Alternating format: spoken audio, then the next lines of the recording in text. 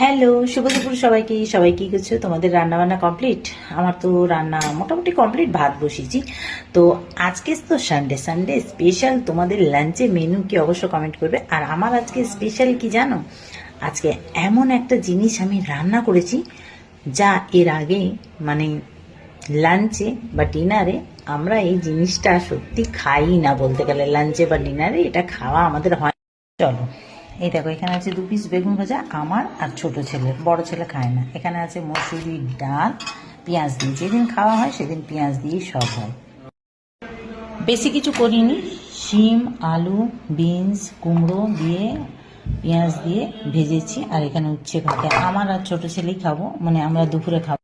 ভাত ভাত হচ্ছে সেই জিনিস যেটা আমরা ডিনারে বা লাঞ্চে খাই না। বেশিরভাগ ব্রেকফাস্টেই আমাদের খাওয়া হয়। বহু বহু বছর পর করলাম, বাধ্য হয়ে। কেন সেটা বলছি।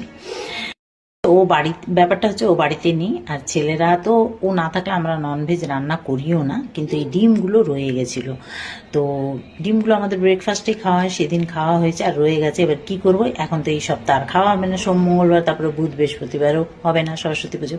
তাই আজকে বাধ্য হয়ে রান্না করলাম, বুঝলে। টাটা।